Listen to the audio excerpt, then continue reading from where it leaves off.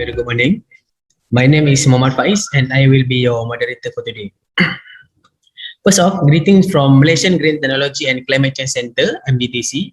And on behalf of MGTC, we would like to thank you for your precious time by attending this webinar.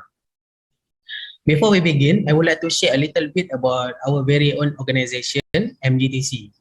Malaysian Green Technology and Climate Change Center, MGTC, formerly known as Malaysian Green Technology Corporation, is an agency under the Ministry of Environment and Water, known as CASA. Our mandate is to drive the country in the scope of green growth, climate change mitigation, and green lifestyle. MGTC performs three main roles, which is mainstreaming the green economy through the green products and services expansion programs, such as My Hijau Mark certification program, Green Technology Investment Tax Exemption, GT, as well as training and human capital development schemes. Second, driving climate change mitigation actions such as advocacy for energy efficiency and renewable energy, low carbon urban programs, and low carbon mobility. And also cultivating a green lifestyle through publicity and awareness program in fostering cooperation between the government and private sectors in the global scale platforms such as International Green Tech and Eco Products Exhibition and Conference Malaysia, IGEM, and other public programs, physically or through social media. It is worth to note that Green Standard and Verification Center, in short is GSVC, is responsible of today's webinar. GSVC is one of the department under MGTC with the function that focus on, first, green recognition. This scheme under this activity is the My Hijau Mark and Directory, which a recognition of certified products and services that meet local and international environmental standards under one single mark and listed in the directory. GSVC will assess certified green products and services to be recognized under this program. Second, green technology incentive. GSVC manages and administers incentives introduced by the government to spur the development of green investment under green technology tax incentive.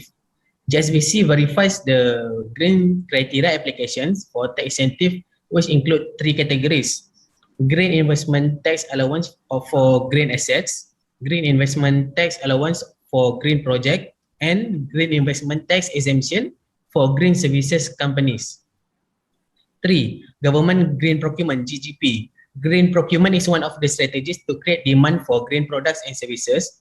Under the spirit of government, leading by example, the Ministry of Finance, MOF, is championing the government green procurement program, of which MGTC is the implementing agency. GSVC conducts seminar and training to promote the adoption of green procurement among ministries, agencies, state government, and local authorities, including the development of GGP guidelines and product criteria. Okay, for today's webinar, we will having three sessions. We will start off with My Hijau Mark Recognition Scheme for Green Products and Services by Puan Syahira, followed by Tax Incentive Green Investment Tax Allowance and Green Income Tax Exemption by Puan Rosma. As for the Q&A, you may address your questions throughout the presentation or during the Q&A session at the very end of webinar. To ask questions, we appreciate the participant to use the Q&A chat located at the bottom of the screen. You may refresh the web page if the question box are not appear at your display. Okay, before we start with session 1, I would like to call upon Director GSVC, Encik Malik, to give a few words and opening remark. Over to you, Encik Malik. Okay, good morning and selamat pagi to everyone. Thank you to Encik Faiz as a moderator for today's session. Okay, welcome to webinar on government incentive in the green technology sector organized by Malaysian Green Technology and Climate Change Center, MGTC. Actually, a lot of initiative and incentive were introduced by the government of Malaysia in the implementation of green technology and sustainable development since 2009, including the National Green Technology Policy, Green Technology Master Plan, Green Industry and SME Development Program for assisting local companies in producing green product and applying green practices in their premises and operation. Other initiative in MGTC, we have IGEM. So after this, we have the My Hijau Mark Recognition Scheme presented by our speaker. Actually, My Hijau Mark Recognition Scheme is for certified green product services. And also we have the GGP, already mentioned by our moderator. Actually, GGP is demand to create the demand where the ministry agency will buy the green products business. So actually we have the GTFS. Before this we have the GTFS 1.0 and 2.0, where this GTFS already introduced by the government to provide funding facilities. And lastly, we have the Green Technology Incentive, GITA. Actually, we have the speaker, so we present on the GITA. I hope all of you will enjoy and get more information during this webinar session. Thank you very much. Okay, thank you Encik Malik. Without any further delay, I would like to invite our first speaker, Puan Syaira, to present on My Hijau Mark. Okay, thank you, Faiz. Let me open up my slideshow first.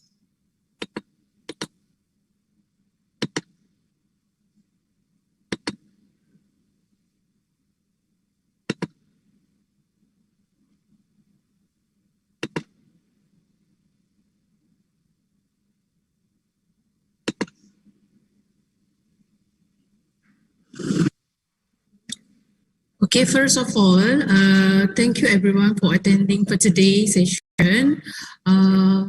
First of all, my name is Nur Syahira binti Abdul Rahim. Currently, I'm assigned under the Green Standard and Verification Center. For your information, under our department, we are the department that assigned to overtake the registration of green products and also green services, as well as the providing services for the green technology tax incentive. So for introduction, I will introduce on the My Hijau Mark. So this is my outline for today. I will begin is what is My Hijau marking is all about, and then criteria how to registering under the My Hijau marking. So we have two types of category, which is number one is My Hijau Mark product, second one is My Hijau Mark services, and then followed by the introduction, a little bit introduction on My Hijau directory. Okay, so first of all, how do our program, My Hijau, support sustainability in Malaysia? Okay, so in the context of a Malaysia development, for your information, the United Nations has developed the Sustainable Development Goal, SDG. If you're familiar, SDG is the KPI. Overall, there is more than 70 KPI. So one of the KPI is to achieve sustainability in the consumption and also production. So the way of the government of Malaysia tackling on the sustainable consumption and also production is throughout leveraging through the My Hijau program. So the way we support the sustainability production is that My Hijau program, we have one program that we call as a green industry and also SME development. So back to date, 2012, we have initiated the program called SME development, whereby under this program, we have identified a list of a company that are basically eligible to be given as a coaching, capacity building, training in terms of how to facilitate their products to go green, how can their staff to be competent in providing the green service companies. Okay, so a part of that, we also give some sort of financing assistance, how can basically helping them to make sure that their product is able to be test accordingly to the environmental standard and so on. So once we have the list of a pool of companies that have been recognized under green companies, SME companies, so we provide them a recognition tool, what we call as a My Hijau marking. Okay, so this tool will be used as a promotional tool for them to say that their product are basically trustworthy, credential as a green product. Okay, so the idea of having the My Hijau marking, the Malaysia official green recognition logo, as you could see on the right, Malaysia My Hijau is basically to make our public, to make our green procurer easily identify green product that available in Malaysia. Okay, So My Hijau marking, as for your information, it could be recognized as like a halal logo. Like halal, if you would like to identify halal product in Malaysia, you would identify the halal logo of searching the halal logo, right? So the same method being used here. If you would like to find the green product, green services available in Malaysia that have been verified by the government of Malaysia, is throughout the logo of My Hijau marking. Okay, so the My Hijau marking is like an endorsement scheme to say that the product or the services basically have been meeting the environmental legislation, standard, and so on. Okay, so that's the way how we tackle the sustainable production. Okay, so the way how the government of Malaysia support for the sustainable consumption is that to create the demand for the green products and also green services, we initiated a green directory, what we call as a My Hijau directory. It is an online website, www.myhijau.my. So this official website is the official website of registering of My Hijau marking, as well as we listed all the My Hijau mark certified products and also services here. So throughout this website, you could see the list of green products and also green service company that have been registered under the My Hijau marking through this website. Okay. So this website also, we portray all our certification and also verification partner that are helping us to do the testing parts and also providing the competency to the companies. Okay, so along the way, the government of Malaysia created the government green procurement. As you could see, the GGP. To support for the government green procurement, our government of Malaysia also introduced KPI under the 11 Malaysia Plan, RMK 11, whereby 20% of the procurement, green procurement value to be achieved by the year of 2020. Okay, so also to support for the implementation of the green government procurement, we also introduce some guidelines of to implement the government green procurement. Currently, we have produced GGP booklet 3.0. This booklet is being used by the government green procurement officer as a reference for them, how to participate in the GGP and then how to do tendering process, and then how to make sure that their product or services that they are procured is basically meeting to the criteria of the GGP and so on. Okay, so to support for the My Hijau program, the government of Malaysia introduced a few of fiscal incentives. So one of it is a green technology tax incentive. Okay, so under the green technology tax incentive, there's two incentive that been offering. Number one is investment tax allowance that we call as a JITA. Second, we also introduced green income tax exemption. Okay, so the difference between these two is basically JITA.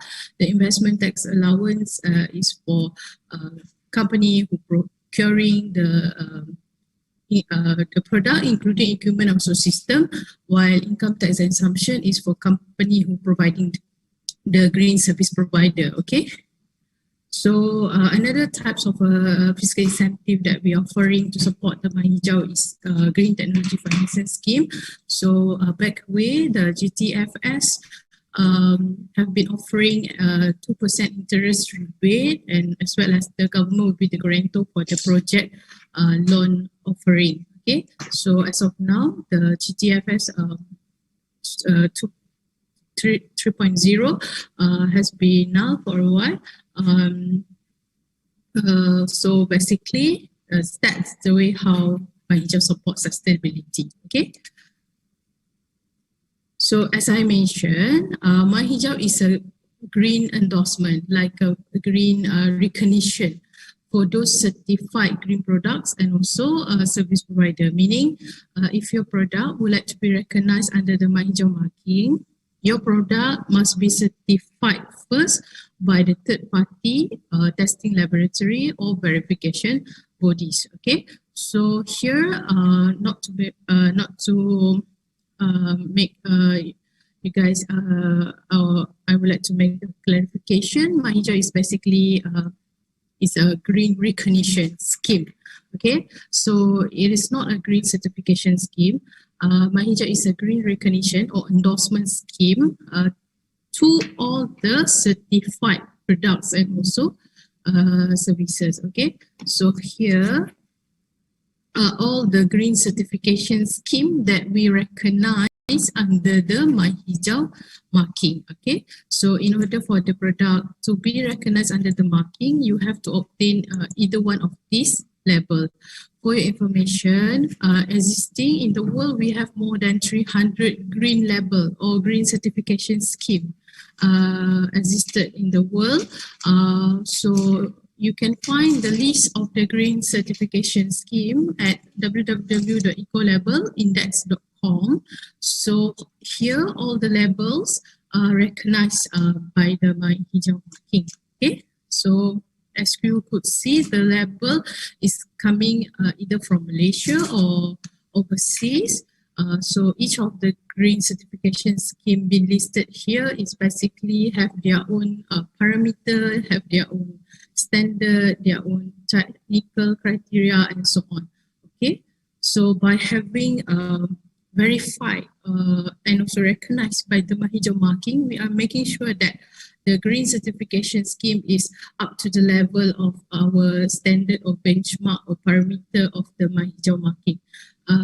Is meeting to the Malaysia government environmental standard and so on. Okay.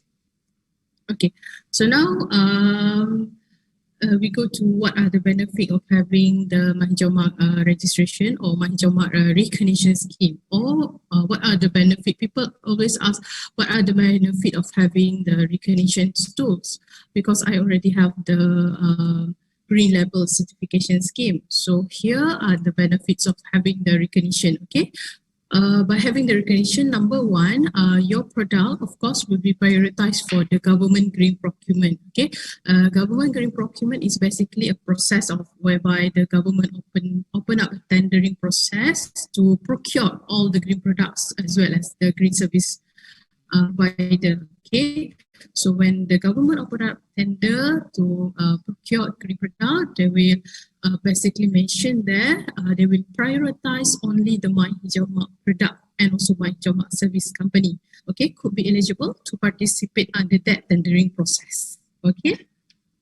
So this meaning to say that basically if you are My Hijau mark product, you will obtain some sort of additional criteria or additional points if you're participating under the government green procurement. Okay, so apart from that, you will also be entitled to participating under the private procurement purchasing. Okay, so for example, like Plus, Berhad, if they open up a tender, or Celcom, or DG, or Astro, for example, or even the several state rural areas, for example, when they open up a tender, let's say if they are open up a tender to procure street lighting, for example, or LED lighting, for example, so they will mentionly make sure that they need the product to be recognized under the My Hijau marking first. Okay, so that will be the first benefit for all the My Hijau mark companies that been registering under the My Hijau marking. Okay, so second, the benefit of having the marking is that your client or your customer who purchasing the My Hijau mark product, okay, including the equipment and also system, they could enjoy to claim back the green investment tax allowance, okay, the JITA. So meaning to say they can have the tax deduction upon their company tax. Okay, so they can claim back the amount of investment value 100%. So the application of this JITA is open up until up to 2023. So for your information, JITA we have two types. One is asset and another one is project. So later on, my colleague Puan Rosma, she will brief more details on the types of a category that under the JITA. Okay. So the third benefit of having the marking, My Hijau marking, is that for the service provider, for the green service provider, green companies that providing the green services. For example, like you are installing the solar PV, a solar PV installer, or you are basically participating in the green building facility management, for example. Okay, you can you could eligible for green income tax exemption. Okay, meaning you don't have to pay the company tax up to 5 years. Okay, so that will be the benefit of having the major marking. Number one is, of course, for you to participating in the GGP. Second would be the benefit to claim back for the green investment tax allowance. And then number three is for the service provider to eligible for green income tax exemption. Okay. So I just want to share a little bit information on what is GGP. So for your information, the GGP has been implemented back year of 2016. Whereby we have selected about 20 product groups comprising from products and also services. So we have involved 12 ministry at the earliest stage to participate in the GGP. So the criteria of selection of the product group is based on number one, the most highest procurement value that has been purchased by the government of Malaysia. Second, the readiness of the supplier or the green market readiness to supply the green products. So along the way, if you could see, we have increased more product groups. So up to 2020, we have more than 30 products group. So updated in our listed currently, we have we have 40 product groups that have been participating in the government green procurement. Okay, so currently almost 25 ministry, including their government agency and also their companies that under the ministry, have been involved in the GGP implementation. Okay, like I mentioned before, to support for the implementation of the GGP, the government had announced to target of 20% the GGP value by the year of 2020. Okay, so as you could see, these are the list of the product groups that I mentioned before. So back earlier day, if you could see, we have a product that coming from the construction, like fiber cement, energy efficient indoor lighting, some of the EE equipment like ICT. Okay, so along the way, we have increased more consumable product like paint, biodegradable packaging, stationery, rubber product, okay, and so on. So for some of the services that we have included in the product groups, like for example, hotel, green hotel, rainwater harvesting system, printing services, building facility management services, and so on. So we also have included like sustainable event management, aircon system maintenance, fertilizer, toner, electric pump, and so on. Okay. So if you guys would like to know further more detail, the updated product groups that have been participated in the GGP, later on we will share the link to download the GGP guideline booklet 3.0. Okay.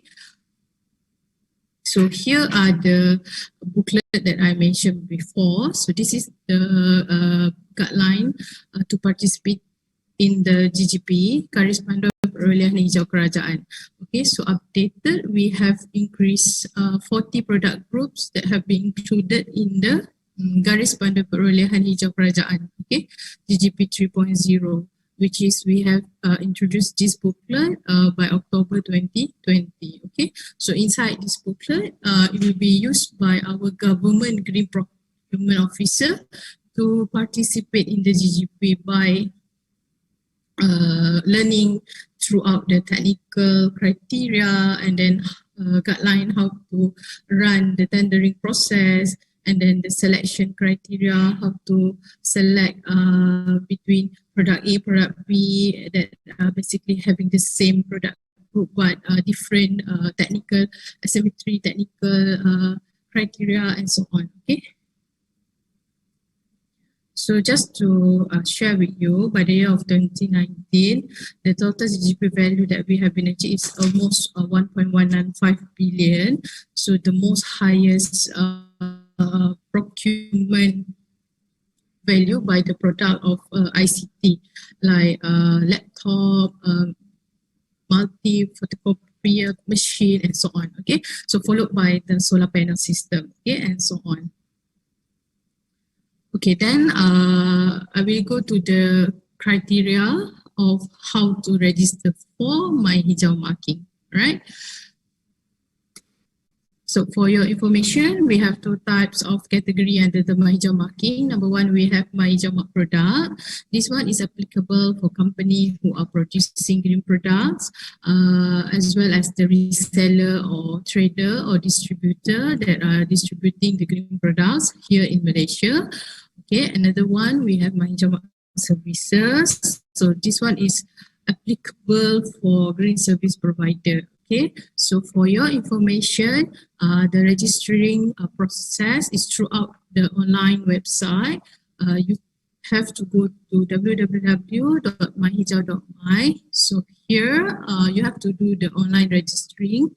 The online process is very simple. There's no hard copy submission, except for one documentation, what we call as a statutory declaration form. Okay, so this form is basically you need to go to Commissioner of Oath, get the sign and also chalk by the Commissioner of Oath, and then you have to submit the original copy to our office. Okay, so basically the process of registering the My Hijau marking is that number one, you have to log in via the system, and then you have to key in or fill up the company information like your company name, your company address, registration number, okay, and then the company contact person. And then the next step followed by the updating on the product information. Okay, so you need to update the product information like the product certification and then product brochure, image and so on. And then you have to go to the payment, and also the last one, the SDF, and then next one is you submit the application through the online system. Okay. So the duration that we taken is overall between 7 to 22 working days, right? So here are the general criteria of registering your product or your services under the My Hijau marking. Meaning to say, in order for you to register your product or your services under the My Hijau marking, you must make sure that the product or the services must meet all the following criteria. Okay, number one, the product need to minimize the degradation of the environment or reduce the GHG. And it also promote the health, improves the environment, and also it conserve the use of energy, water, or other form of natural resources. Or it promote the use of RE, or is it able to recycle the material resources. Okay, so for your information, all these general criteria is derived from the National Green Technology Policy, backdated by our previous former ministry, Kementerian Tenaga Teknologi Hijau dan juga Air lah, right? So I will go to the product first, the specific criteria to register your product under the My Hijau marking. Okay, for the company or businesses that are registering under the My Hijau Mak Perda, you must be a sedian berhad or enterprise. Okay. Private limited we also accept. However, you have to upload together the surat kelulusan from MIDA saying that you have the right and also permission to operate here in Malaysia for several years. Okay. So for the reseller or distributor, for this kind of application, you need to submit together your letter of authorization. Okay. Saying that you have the right and also permission to reuse, to sell, to distribute the product here in Malaysia from the principal. Okay. So we go to the specific criteria of registering your product. This is the most important one. Okay. In order for you to having the recognition scheme, you must have the existing green label certification. Okay.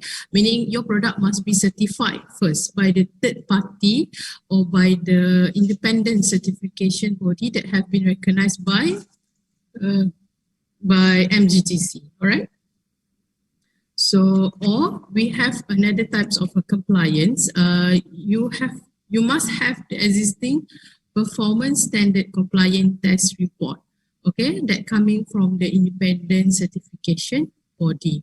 Or accredited testing laboratory, meaning if the test report is coming from China, for example, okay, the China report must be accredited by the CNAS, meaning the Department of Standard of China, accredited Department of Standard of China at China. Okay. So here are the our requirement for the green product certification. Okay, this is the criteria of the green product certification that we basically accepted. Okay, so number one, if you have the green label certificate, okay, standard applicable is ISO 40024. The name is Eco Label, okay, Eco Label Type 1. Yes, you can register your product under the My Hijau marking. Okay, so example of Eco Label Type 1 in Malaysia, we have Serim Eco Label. Okay, so if you have the Serim Eco Label, you can register your product under the My Hijau marking. Okay, another example, if you have from overseas, Eco Label Type 1, for example, Singapore Green Label, okay, Singapore Green Label, SGL. So you could also register your product under the My Hijau marking, okay, as long as the certification is fall under the Eco Label Type 1, you can register your product under the My Hijau marking, okay. So let's say if you have from overseas, do you need to retest your product in Malaysia? No, because we will basically what we call recognize the green certification from the overseas. Okay, so you just not you do not have to repeat the testing of the product again in Malaysia. Okay. So second category of certificate that we recognize here, if you have the certification from Eco Label Type 3, okay? So the standard is ISO 40025. So example I give here is Serim, carbon footprint in our national scheme. Malaysia national scheme for Eco Label Type 3 is Serim carbon footprint. Okay, so if you have the Serim carbon footprint, you also can register the product under the My Hijau marking. Okay, saying for example, if you have from overseas, also Eco Label Type 3 under the ISO 40025. Okay, for example, you have Japan carbon footprint. Okay, for example, so you also can register the product under the My Hijau marking. Okay, so that would be the category number 2. Okay, category number 3, if you have the cert from the Voluntary Sustainable Scheme, okay, VSS.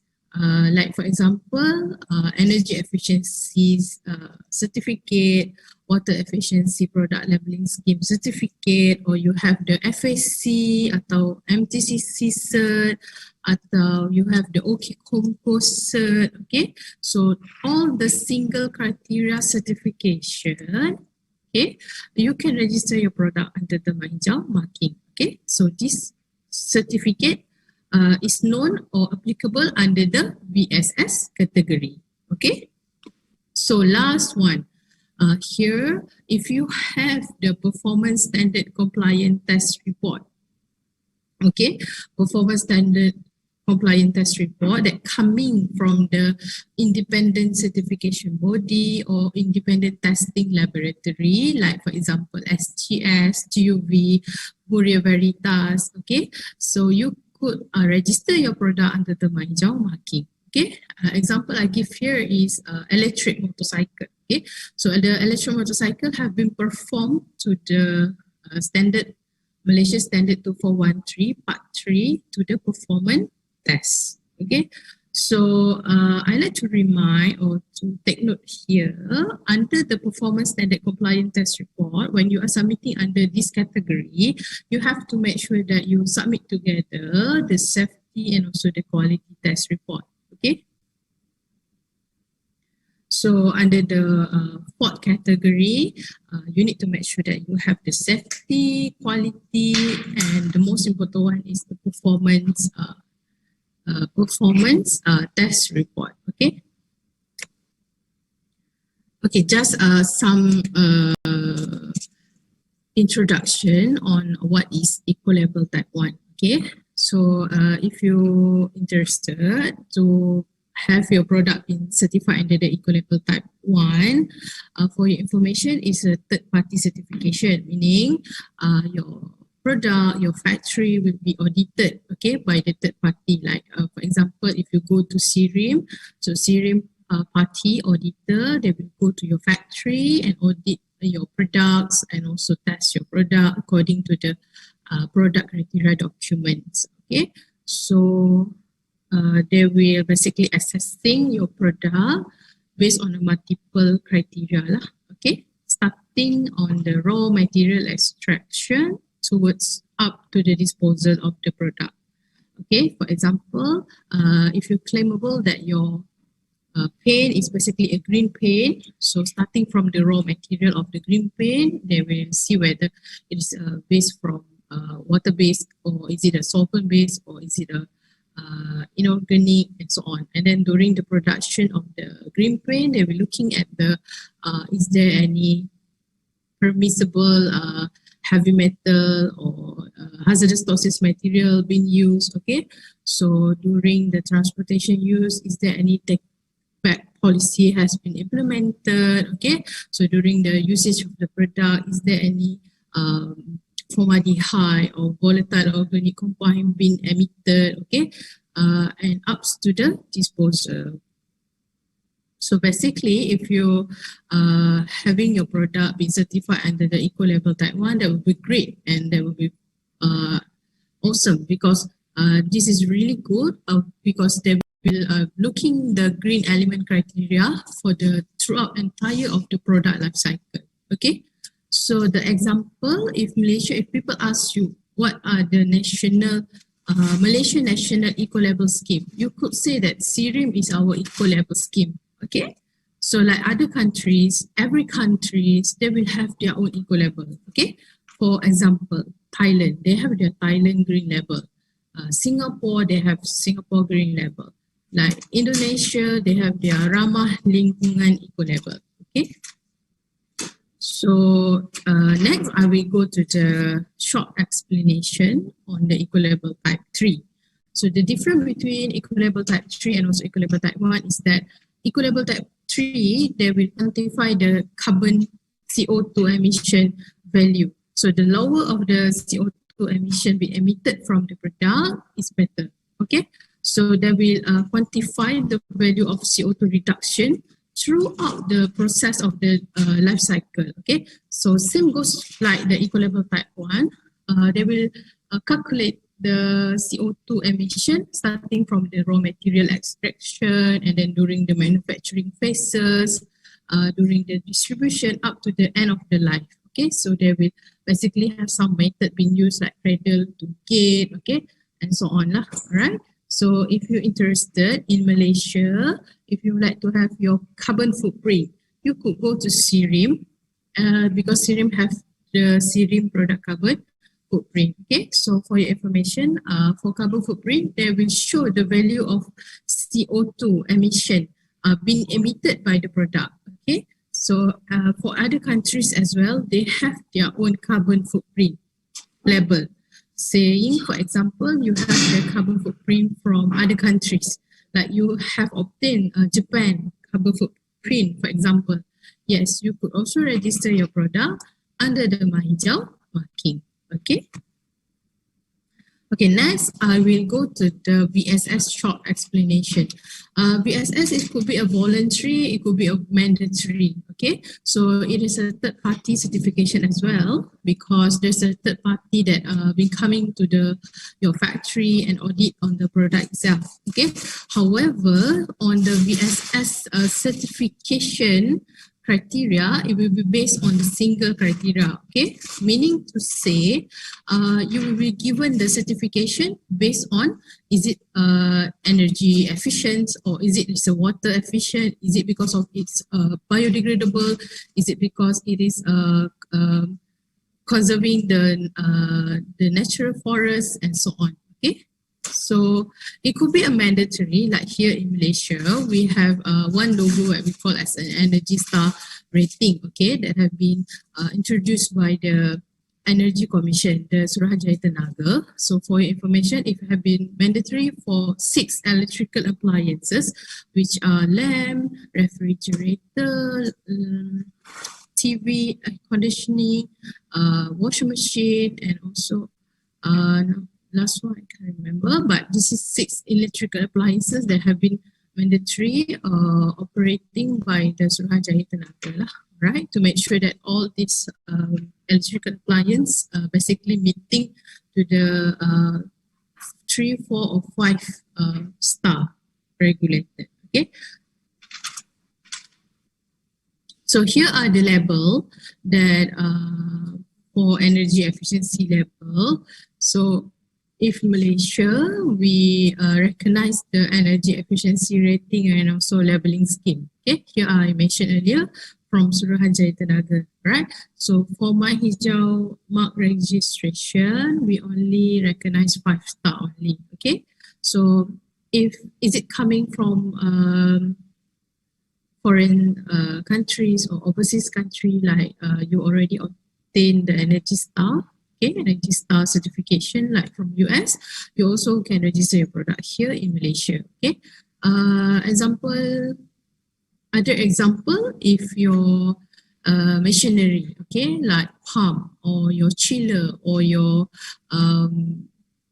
air conditioning, okay, have been obtained the high efficiency certification from Korea, yes, you also can register your product under the mahijau marking. Okay, say for example, you have the China cert for energy conservation for your blower, for your pump, for example, okay, for your compressor, for example, yes, you also can use that certification to register for the mahijau marking, okay.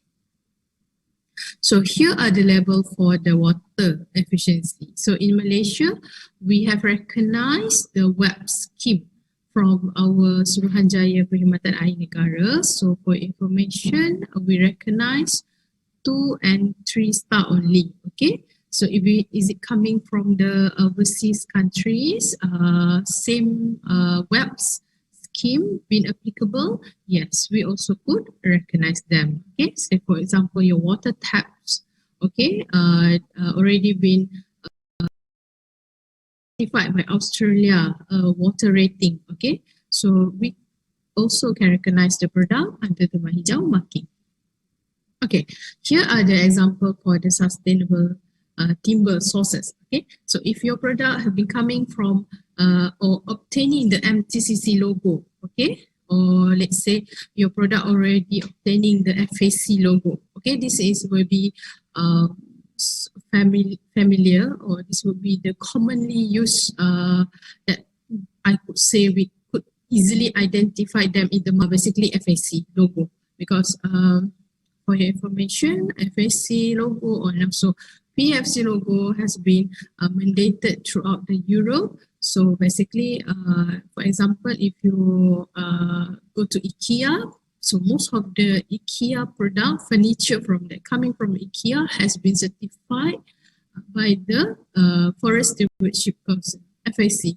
Okay, so if your product already obtained any one of these logo, you could register them under the hijau marking. Alright, so here are the others example, VSS logo for recycled product. Okay, say for example, you claim that your product is basically derived from a recycled product. It is made up from 100% recycled PET bottle, for example. So you can basically obtain the global recycle standard. Okay, or let's say you claim that your product is basically 100% derived from non-toxic hazardous material fabric. Okay, so you could obtain the OEcoTex 100 certificate. All right. So another example, if let's say your product is biodegradable or compostable, you also could obtain the OK Compost certification. Right, so other example I give here, if your product is basically derived from renewable energy, what we call appliances or renewable energy equipment, including system. For example, you have the solar thermal, okay, if you have the solar PV panel or you have the solar inverter, okay, you could also obtain the micro generation certification scheme from BSI. Okay, so last one for the certification that we recognize under the MyHijau Mark product is the performance standard compliance. Okay, so again, I would like to remind, basically you have to submit together the safety, quality and also performance test report. You have to make sure that the test report is not declared by your own side. It must be coming from the third party. Third party here meaning it must be coming from the accredited testing laboratory from their own origin countries. Okay, like example I give you here is the SIRIM QAS test report for the electric motorcycle, whereby the electric motorcycle have been tested according to Malaysia standard 2413 part 1, part 2 and also part 3. Okay, so it covered all safety, quality and also performance. A good test report that will mention on the reference standard, they will specifically mention the model, the quantity, the standard, okay, signed by the approved signatory body. So another example for the performance standard compliant test report that we accepted is for solar PV. If solar PV and also solar inverter, okay, for example, we will request for the product certification that cover for the safety, quality and also performance. Like here, for example, we have the solar panel, right? So we will request the test report that compliance to the IEC 61215 that have been issued out by the VDE testing laboratory. Okay. Also, to support on the test report, we will require additional test report that could cover for the others safety and also quality. Yeah. For example, we will require further detail on the IEC 61730 and so on. Okay. So finish on the MyHijau Mark product. Okay, so basically I have covered on the what is basically recognition of MyHijau marking, and then the idea of having the marking, the benefits of having the marking, and then I go to the next part, which is the criteria of to register your product under the MyHijau marking. Okay, So we have 4 types of criteria. Number 1 is eco-label type 1, next followed by eco-label type 3, and then VSS, and then the last one is performance standard compliance. Okay, next I will go to the criteria of registering your services. Okay, all right. So for services, your company must be a Malaysian yang berhad or berhad.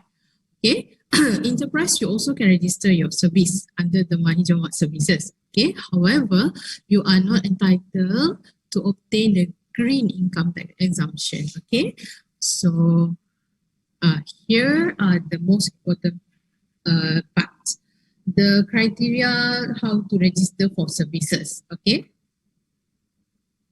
Okay, number 1, you must have at least one manager or supervisor level that have been recognized professional qualification, or must be have a competent person here. Okay, competent person here may not defined as a bachelor academician like professor, IR, and so on. However, it is defined based on the service that you are offering. Okay, for example, if you are basically solar PV installer, so you must have one competent person that have been registering at SEDA as a solar ISPQ certified courses, or your company itself have been registering as a solar service provider. Okay.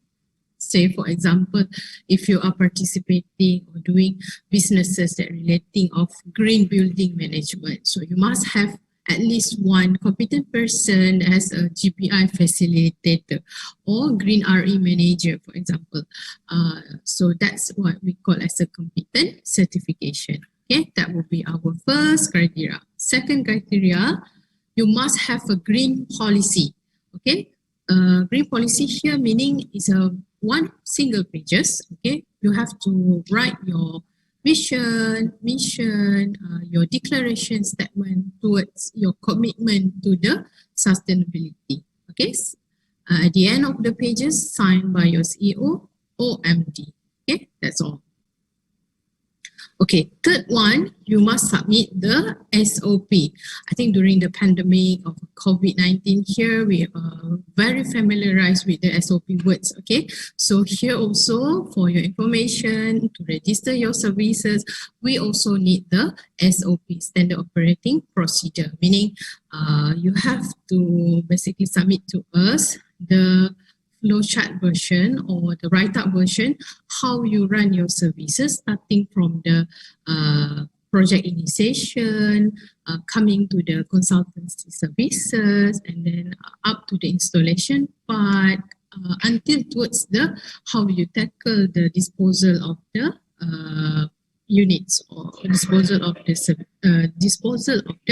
product. Okay, so it would be good if you give to us in the form of a flowchart, and then who are the IC assigned, and then followed by the duration. Okay.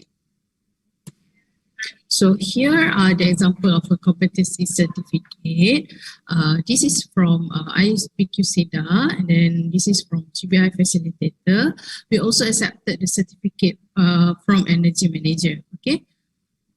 So here are the example of the policy that I mentioned before. So you stated your declaration of commitment, your objective, responsibility, and so on. So here are the SOP, the Standard Operating Procedure that I mentioned before. This is an example for solar photovoltaic system. Okay, so for example, if you would like to know further details, the template or how to do the SOP and so on, accordingly to the services that have been offering, you may also email to us, then we will assist you further on that. Okay, so just some additional information. We do have the registration fee or application fees. Okay, so for product, we have the application fees of 500 ringgit per single certificate that you submitted. Okay, so we also have the renewal fee, 500 ringgit. For your information, my hijau certificate, we have the validity of the certificate. Okay, so for the validity of the certification, we follow the original or existing certificate that you have been used, or we have also the maximum of 3 years from the certification validity. Okay, meaning to say if you are submitting the Serial Ecolabel, the Serial Ecolabel validity period is 2 years. So we will follow 2 years, okay? But if you're submitting, for example, the certification is coming from FSC, which is 5 years. So our maximum time period is only up to 3 years, okay? So for the processing fee for the service provider, we charge 1,000 ringgit. Also for the renewal fee, also same. Just to mention here, for both renewal application process, is the same as the first time applicant submission. Okay. All right. So I'm pleased to share here all our registered certification and also verification partner. So here we have more than 20 certification and verification partner that could assist you further to test your product, to making sure that your product are basically meeting to the environmental standard and also legislation. Okay, so we have SIRIM, ST, SPAN, MTCC. We have several testing laboratories, including the international testing laboratory like QAV, TUV. We have SGS, BSI, and so on. Okay, so upcoming, we also have the watermarks, and also we have the NAHRIM, the water quality laboratory that have joined us on board. So they could assist you further for the product certification and also on the competent certification. So just to share with you, by the last year, we have achieved more than 7,000 products registered under the My Hijau Mark product, including services. So this year, we hope that we could achieve more than 10,000 green products and also services under the My Hijau marking. So we are very most welcoming your product as well as your services to be registered under the My Hijau marking. Right, so here are our website, the outline of our My Hijau website. So again, here you have to register the application throughout this website, and then also we have the directory here on the website whereby you can basically sorting, filter accordingly to the sector that you would like to have, and then we will show more detail on the product information like the product name, the brand, so what is green about this product, what are the certificate that have been received by this product, okay, what are the environmental claim and so on, okay. So if you would like to know more further on the product, you could also contact the company over below there. We also share the contact person. So apart from the website, we also have the mobile apps, okay, what we call as the My Hijau mobile apps lah. So you can download throughout the Apple Store or the Google Play, okay. So again, the mobile apps is for the directory purposes. So you could find easily all the products and also services, product information throughout the mobile apps, okay. Last one, I would like to offer to all My Hijau Mark product company, okay, that will be coming on board to register your product under the My Hijau marking to exhibit and also display your product here at our green gallery at our office. Okay, this is a green section or green corner whereby we portray, we display all the green product that have been recognized under the My Hijau marking. So when people or visitor or public or delegates, trade ministry coming to our office, we show them here are all the available green products in Malaysia. Okay. So that's all my presentation for today. So any further information or clarification or inquiries, you may send to me through my email, noorshahira@mgtc.gov.my. I'm pleased to assist you further on the inquiry, okay? So I wish to say to everyone to stay safe and also stay healthy. So hope that the pandemic of COVID-19 akan reda secepat and everything will be going back to the normal. Okay, so be safe and also be healthy. Thank you. Thank you, Puan Syaira, for the detailed input of Mahijau. Let us move on to the next session. Now, I would like to invite Puan Rosmah to present on Kita-Kita. Over to you, Puan Rosmah. Yeah, hi. Thank you, Faiz. Okay, so let me share my slide presentation for today.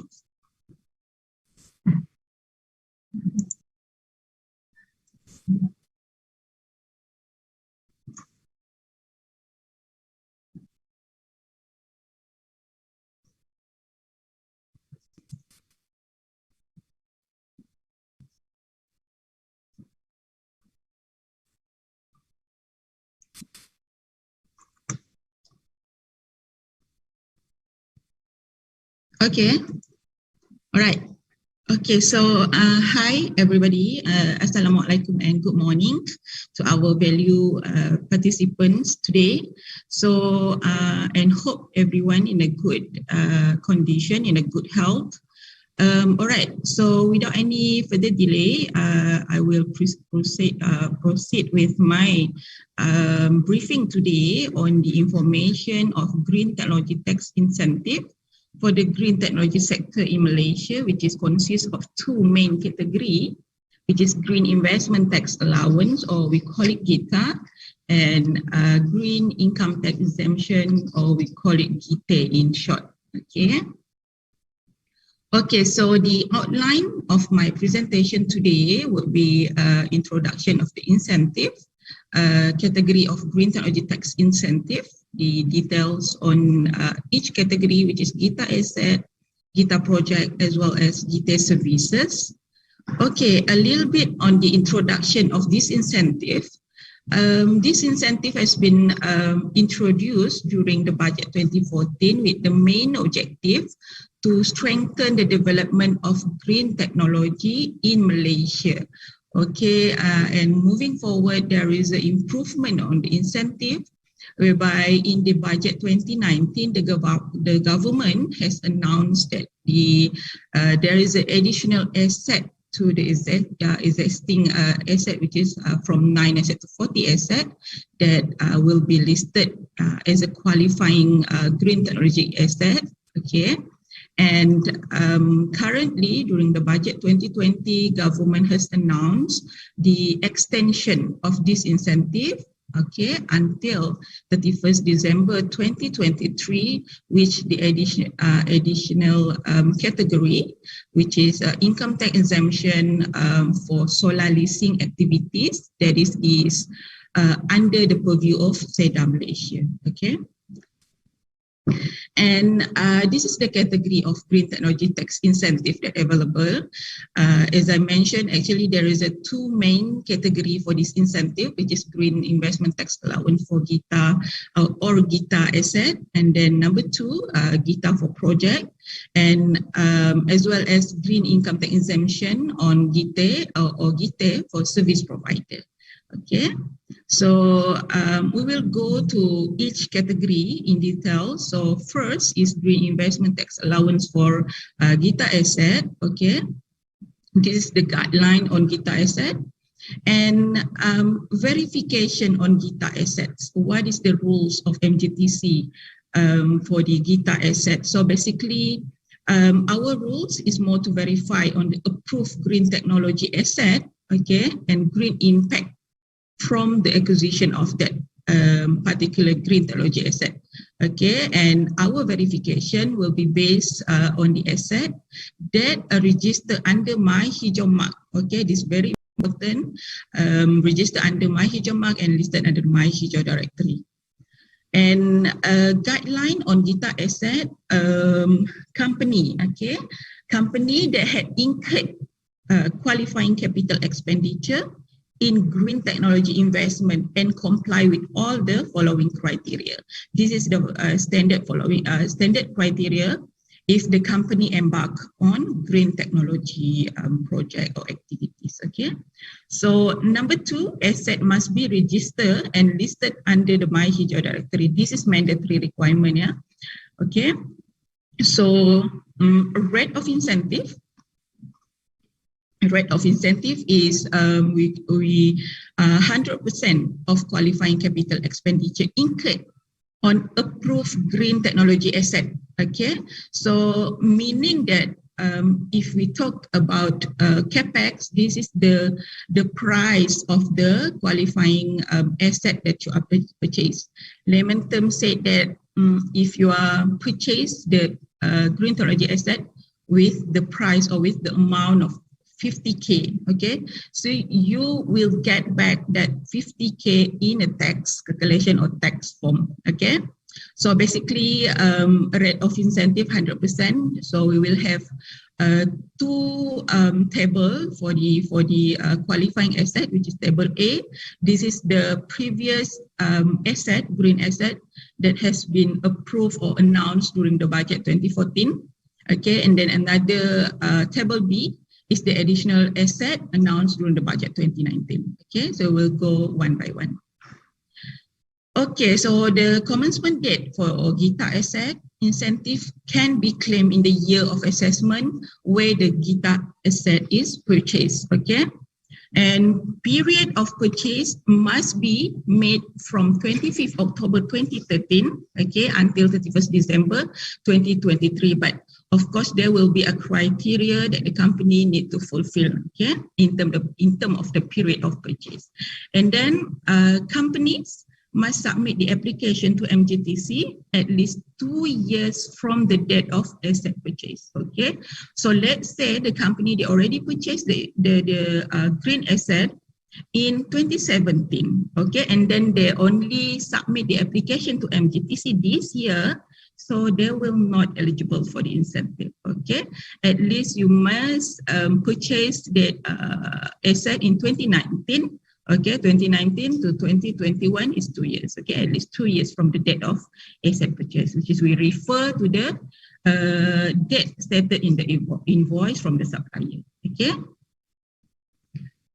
All right. So the condition for this, what we call it, GITA asset. Green technology asset must be owned by the company, okay, by the company who submit the application, right? And the business must be carried out in Malaysia.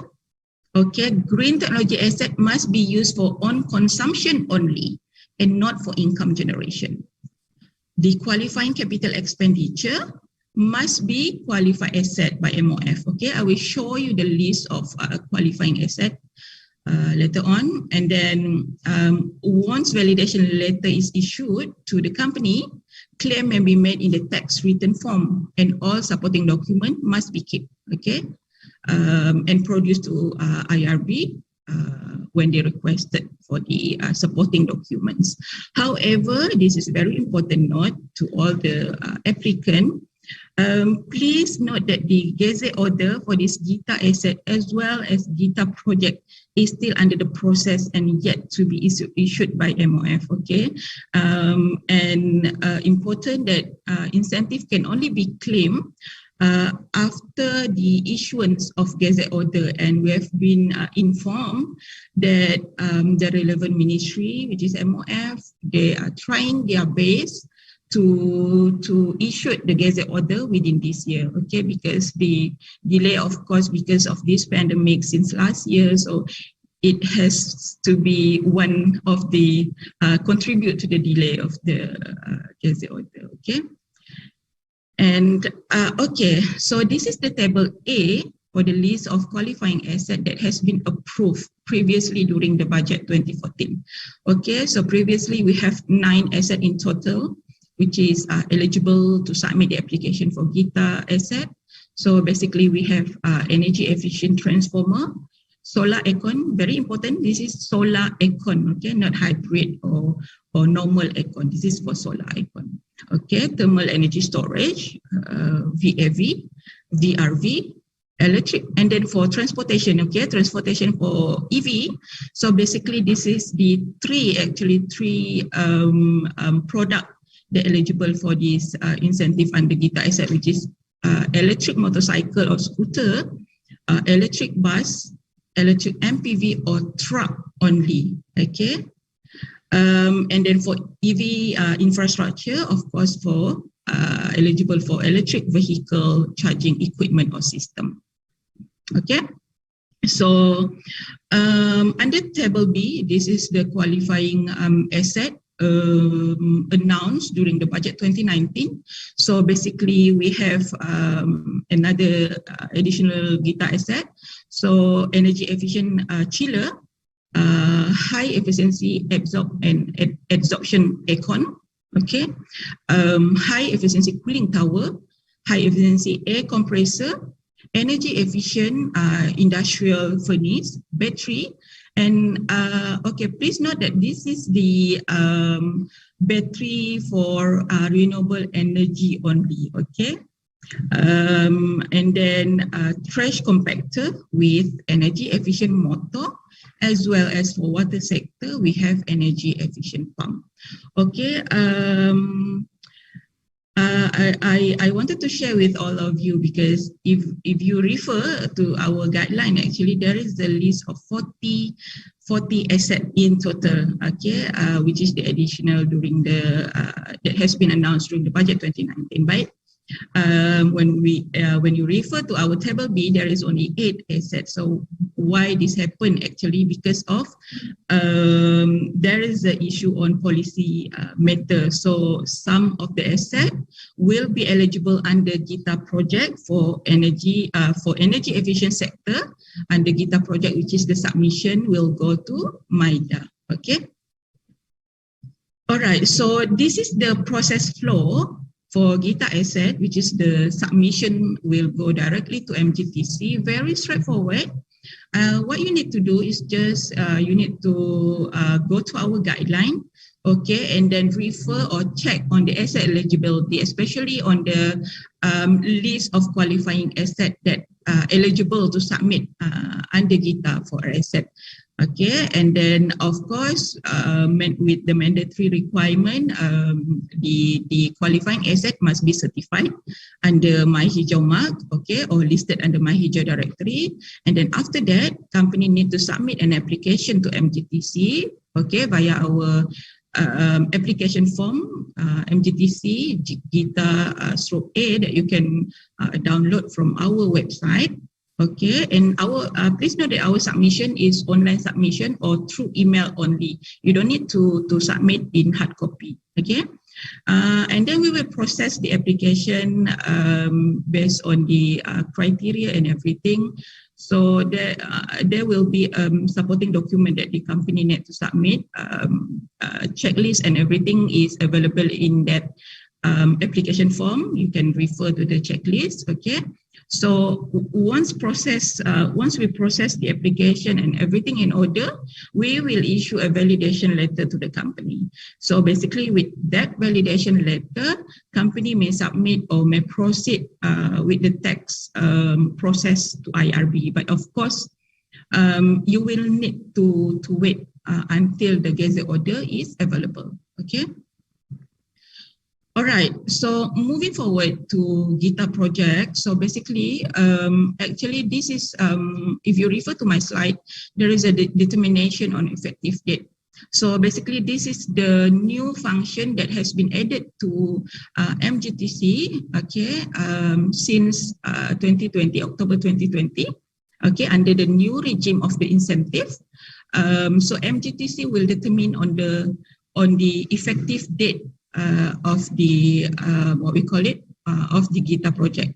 Okay, so our rules, okay, on the determination of effective date, which is effective for the GITA project as well as GITA services for any application made to MIDA from 1st January 2020, and then the submission of determination on effective date after company receive MIDA interim approval letter.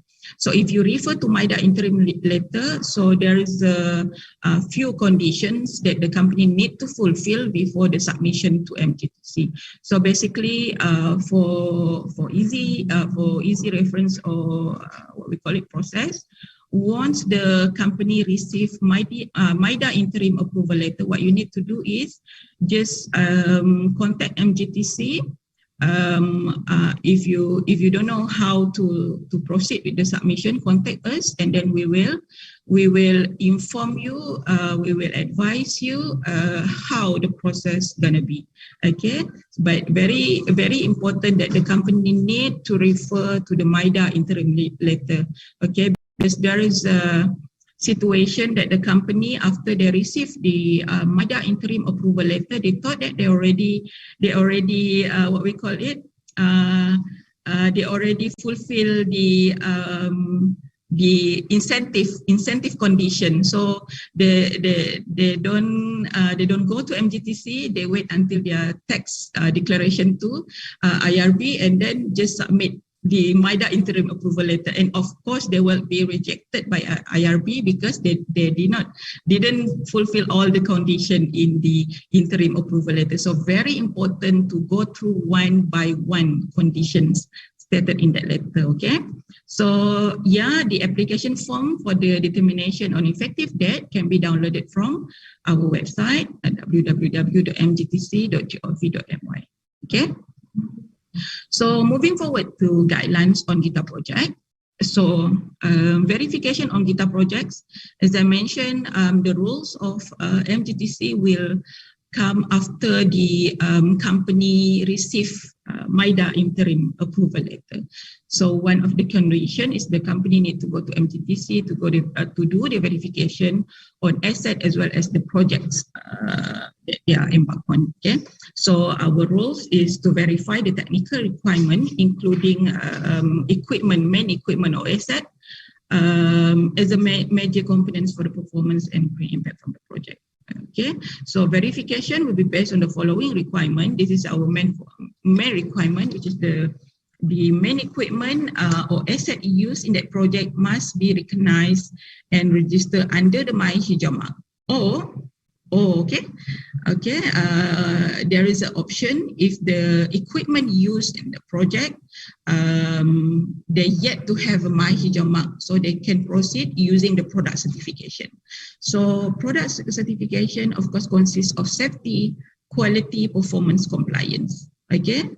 And then, of course, the product certification must be document that registered and accepted by MGTC. Okay, so project impacts to the environment. This is the data that we wanted to have to the approved project under this GITA project. So, of course, we will calculate in terms of GHG emission reduction, waste reduction. Is there any energy saving? Is there any cost saving from that particular approved project? Okay, so in this case, we will have our own technical expert. So technical expert is not in-house expert. This is the third-party technical expert that we are engaged with to make sure the transparent of that every technical evaluation that they submit to us. Okay, and guideline on GITA project. Okay, so the following criteria. This is the standard following criteria for the green criteria. Okay, number 2, applicable for application received by MIDA starting from 1st January 2020 until 31st December 2023. Okay, this is very important. Point number 3 is very important, which is the application must be submitted to MIDA before first qualifying capital expenditure incurred. Okay, you may submit the application to MIDA, okay, with the expectation or with the, we can call it the proposal of your project, okay, before anything incurred. Okay, because once you incurred just let's say 5% for that particular project that you wanted to submit for the incentive, you will be rejected. All right, so make sure that there is no capital expenditure incurred, okay, submit your application first. Okay, so projects must obtain a conditional approval letter or interim approval letter from MIDA before you proceed to MGTC for our verification. And then green building is one of the qualifying project or activities under the GITA project.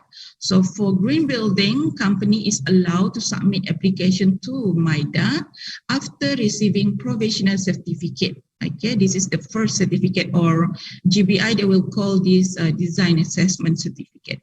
All right, and not later than having been awarded by the final green building certificate. Okay, you need to have the provisional certificate first, and then later you are eligible to submit an application to MIDA. Okay, and the qualifying capital expenditure can be backdated, but not earlier than 3 years from the date of application received by MIDA. Okay, and not earlier than 1st January 2020, right? And rate of incentive for GITA project is 100%. Okay, 100% of capex incurred on the particular green technology project from the date of first qualifying capital expenditure incurred after application received by MIDA. And then allowance can be offset against 70% of statutory income in the year of assessment. Another 30% you still need to pay to IRB for your tax. Okay, so if there any balance from your ITA for the particular year, the unutilized allowance can be carried forward until they are fully absorbed. There is no timeline, says 20 years, how many years that I need to utilize my my incentive or my ITA. No, there is no timeline. Okay, the unutilized allowance can be carried forward until fully absorbed. Okay. All right, the commencement date for application to MIDA from 1st January 2020 until 31st December 2023. The incentive period is for 3 years, starting from the first date of qualifying capital expenditure, okay, as verified by MGTC. This is for the determination of effective date lah, for the ITA or for the incentive. Okay, so the first date of qualifying capital expenditure incurred shall not be earlier than date of application received by MIDA. This is the point that I mentioned earlier, that you need to submit an application to MIDA first before incurred any capex for the particular project. Okay, conditions for GITA project. Okay, the equipment or asset in the GITA project must be owned by the company itself, right? And then when equipment or asset in the GITA project must be recognized and registered with My Hijau mark or product certification that is recognized and accepted by MGTC. All right, so there will be an annual verification that will be conducted by MGTC throughout the incentive period. Okay, this is to monitor the implementation of the project as well as the impact of that project to the environment. Okay, and the situations like a GITA asset. So once a verification letter is issued, company may proceed with the tax claim to IRB. Okay. And this is the list of qualifying activities under GITA project. So basically we have 5 qualifying activity that are eligible to submit the application under GITA project. So number 1, we have renewable energy. So when we talk about renewable energy, of course, the project must be in biomass, biogas, mini hydro, geothermal, as well as solar power. Okay, so any commercial or industrial business that undertake the generation of energy by using RE is eligible to submit the application under GITA project for RE. Okay, so number 2 is for the company that embark or invest in energy efficient equipment, okay, or technologies, or they just wanted to replace their all inefficient equipment, okay, with the energy saving equipment. So they are eligible under GITA project for EE sector. All right, and then green building is for the building owners of the commercial or industrial building only that have obtained their provisional certificate from locally developed rating tool or certification body that approved by the government. Okay, and then number 4 for the company that purchase any energy efficient product or solution, okay, for data center, and then they already been awarded under the green building certificates from our locally developed rating tools, okay, and they are eligible to submit an application as well. And then last but not least is integrated waste management. Okay, so for the company which undertake or invest in waste recycling or waste recovery or waste treatment with the additional activity, additional activities such as composting, store, collection, or disposal. Okay. So this is the process flow for GITA project. Okay, applicant should check their eligibility on GITA project. Okay, and then after that, this is the process where the submission to MIDA. Okay, so starting March 2021, MIDA actually they go online for every incentive application must submit their application via online submission using this link, as you can see under Invest Malaysia. Okay, so you need to fill up the application form. Okay, so after MIDA receive the complete application from applicant, MIDA will prepare evaluation report that will be tabled in National Committee on Investment, NCI. Okay, this is our weekly meeting to discuss, to approve all the submission that they receive from the company. Okay, so after approval given by NCI, MIDA will prepare or will issue an interim approval letter to the approved applicant or company. So after that, the process is going to be with MGTC on the determination of effective date.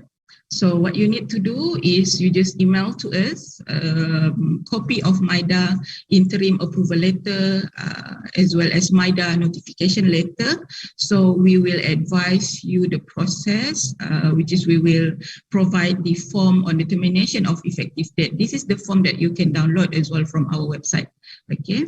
We will provide form on determination of effective date. Company need to fill up the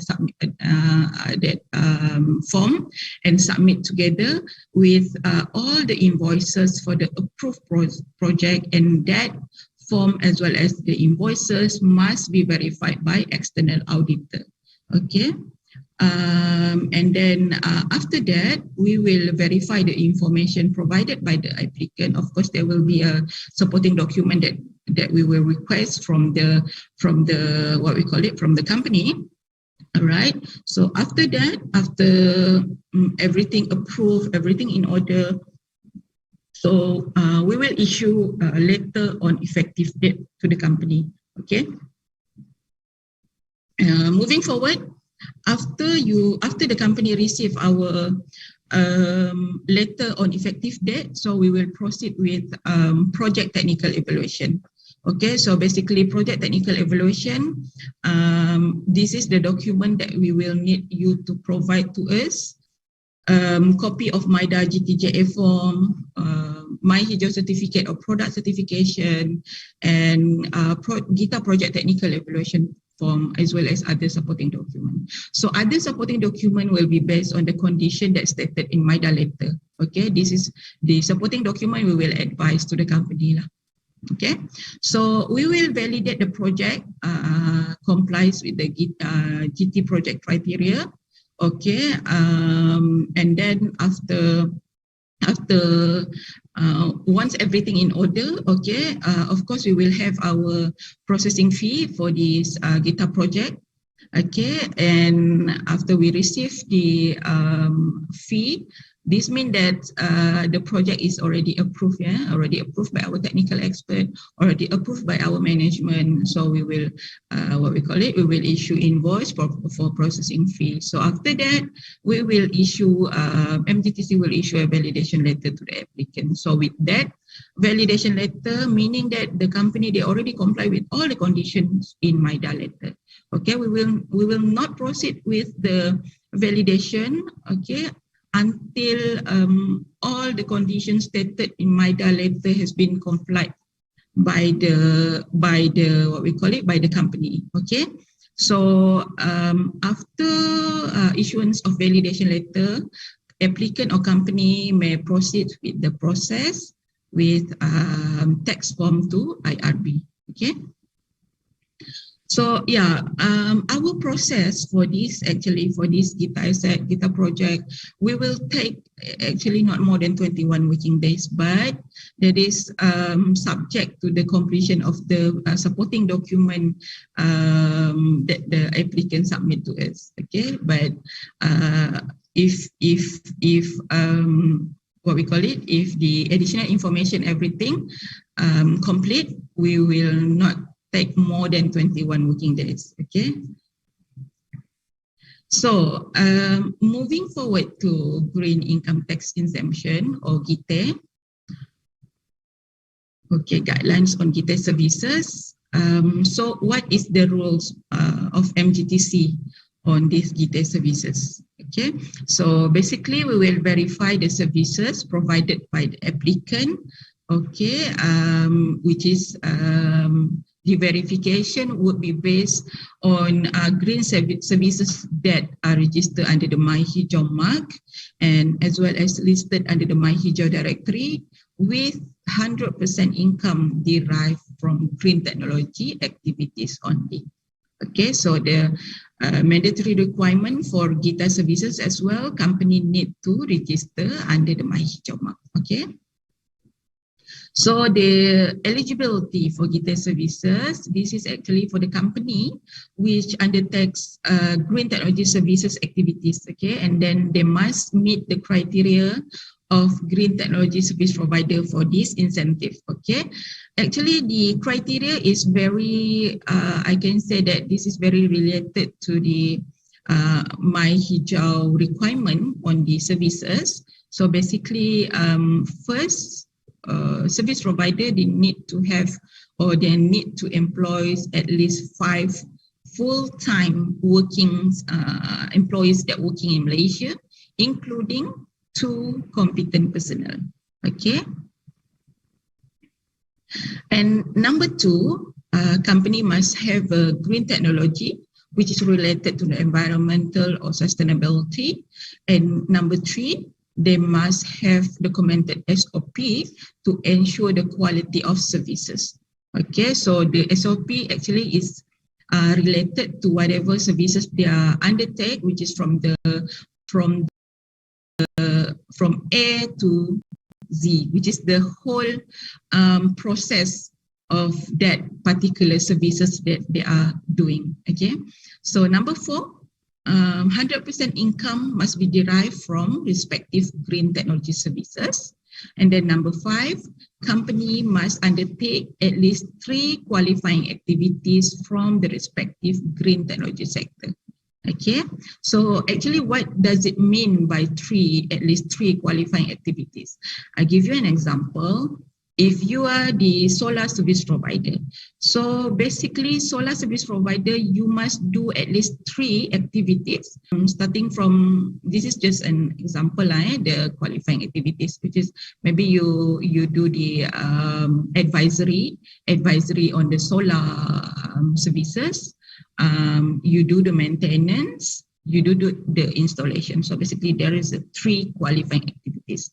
But let's say you are only doing the maintenance of that services. No, you are not eligible under these GITA services. At least must 3 qualifying activities. Okay.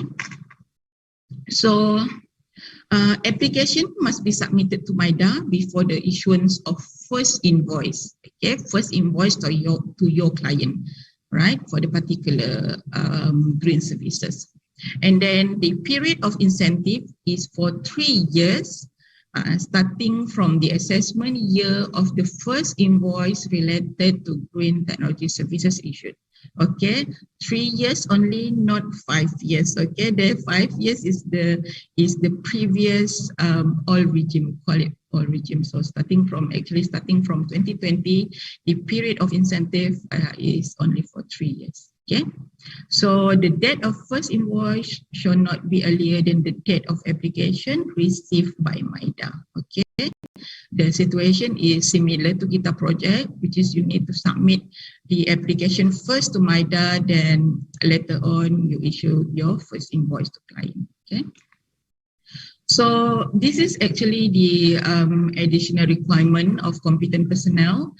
So at least 2 competent personnel in respective green technology sector with the requirement as follows. Okay, so the competent personnel must be registered with a professional body, must be an active member, must be actively practicing in that respective field. The CPD points must be up to date, and then he or she must be a permanent staff to the company. All right. And rate of incentive for your Gita services is 70% on statutory income, okay, for qualifying green services from the year assessment where the first invoice issued after the application to MIDA. Okay.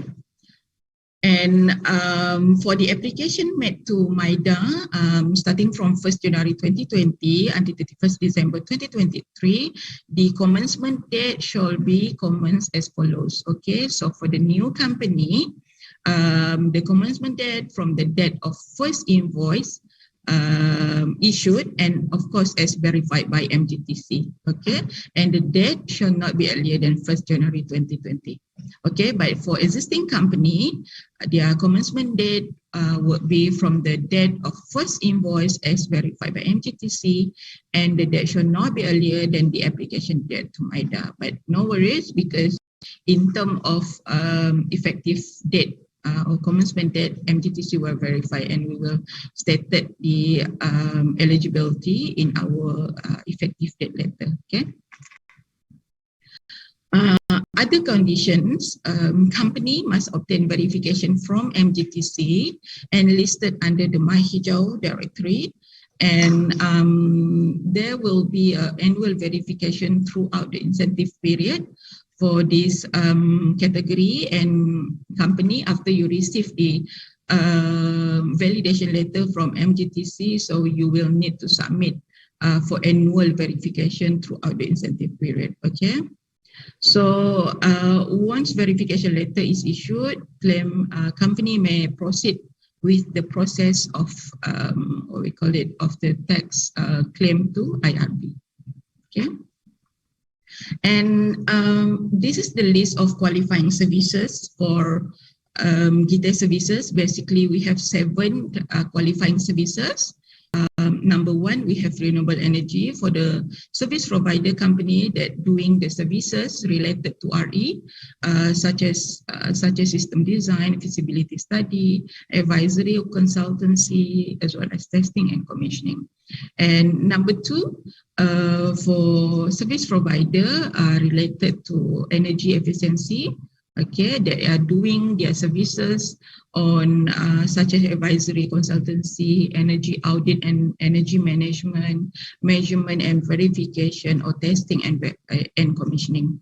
So for EV, for the service provider company, they're related to installation, maintenance, repair of EV charging equipment, infrastructure, and EV charging station, or services related to operation of the EV charging station, or services related to the maintenance, repair, as well as overhaul of the EV.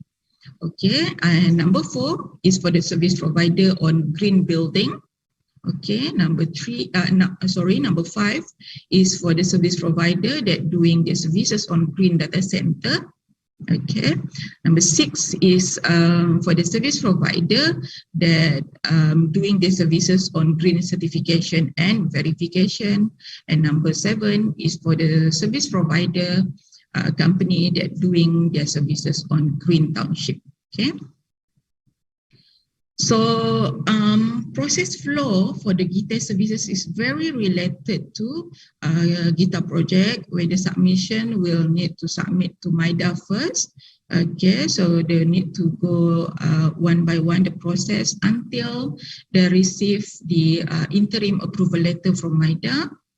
Okay, so after that, company need to submit their copy of MIDA interim approval letter as well as MIDA notification letter to MGTC for our process to do on the determination of effective date. Okay, so after everything in order, MGTC will issue letter on effective date to the company. All right, so moving forward to the services verification for GITA services. So basically, we will require the company to submit copy of MIDA GTJA form to us, My Hijau certificate for service provider, as well as other supporting documents as per listed in MIDA interim approval letter. Okay. So we will validate the project complies with the GT services criteria. Okay, and then we will issue invoice for processing fee. After the payment made by the company, we will issue validation letter to the applicant. Okay, so with that validation letter, the next process is with IRB for the tax claim. Okay.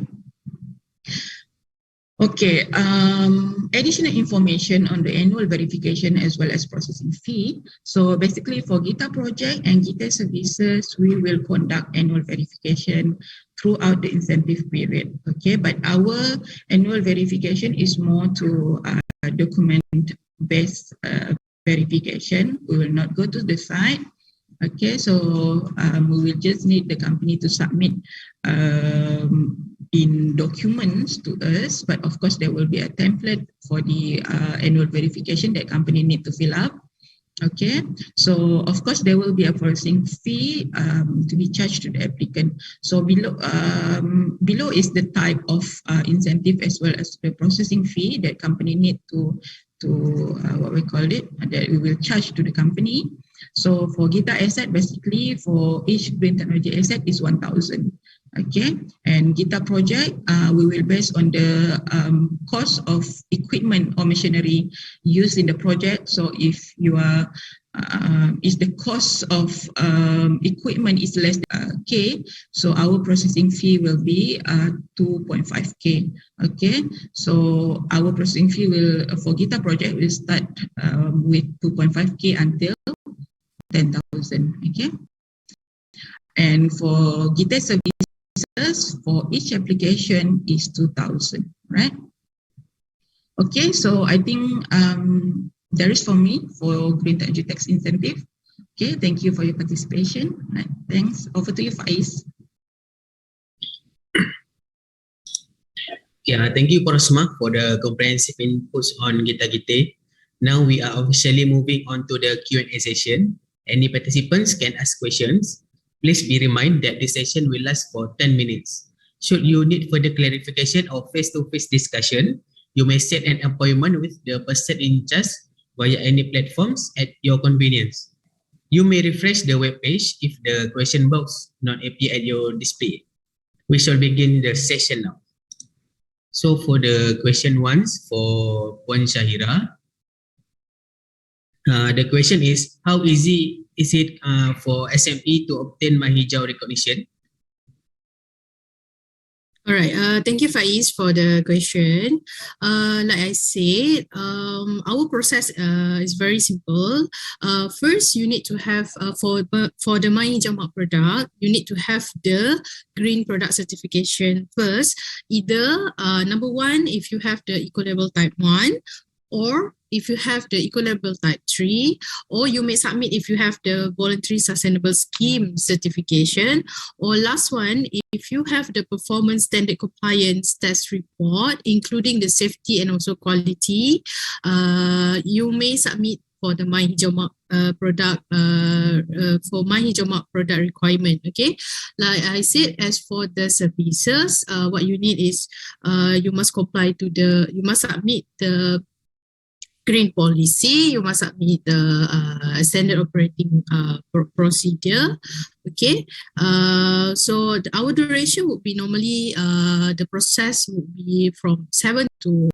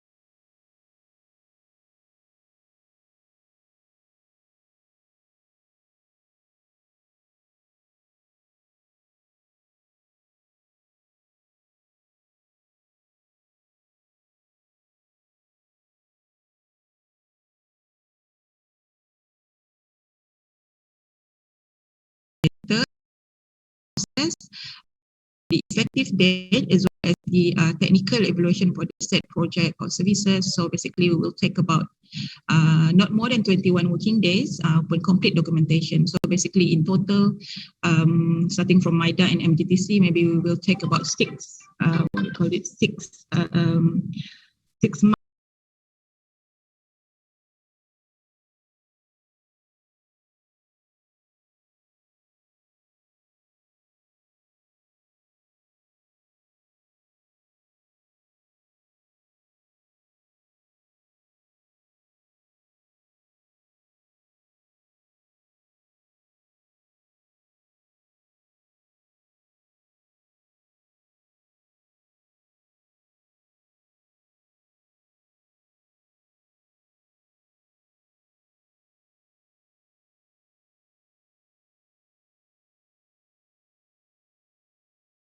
At the end of webinar, and we also welcome you to visit our booth, Mahijau Pavilion at MGTC.